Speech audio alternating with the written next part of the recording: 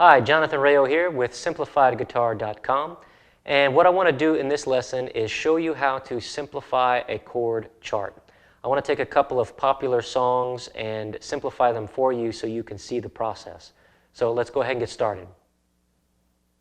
First, let's take a look at the modern hymn, Because He Lives by the Gaithers. I'm using a hymn because they usually are written with a lot of notes.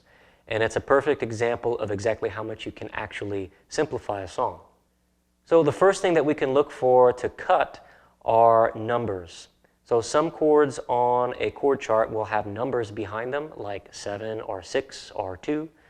And these numbers indicate a slight variation in the chord. And yes, they add a bit of depth and quality to it, but they're not essential to playing the song correctly.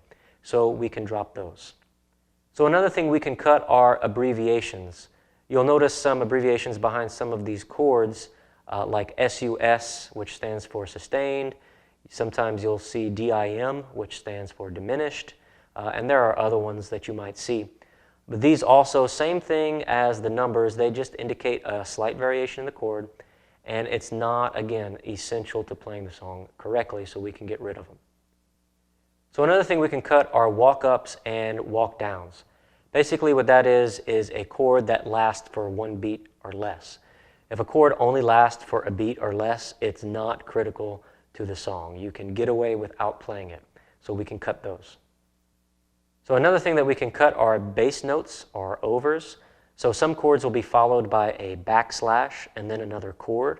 This other chord is a bass note, and it harmonizes nicely with the actual chord, but again, it's not essential to playing the song correctly, so we can scratch those.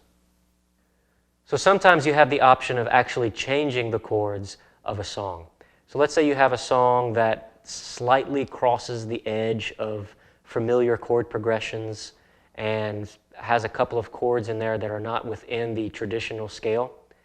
So for an example, let's look at Fire and Rain by James Taylor. This isn't the original key, but it's transposed directly from the original into the key of E. Now you'll notice everything looks fine until we get to the F sharp chord on the second line of the verse. Now this chord is not one of the 6 chords in the E chord family. The F sharp chord has a B flat note on the 3rd string, which is not part of the E scale, which is why the F sharp chord is not part of the E chord family. Now, a very similar chord to that is the F sharp minor chord, which is one of the 6 chords in the family. And in this case, we can exchange it for the F sharp.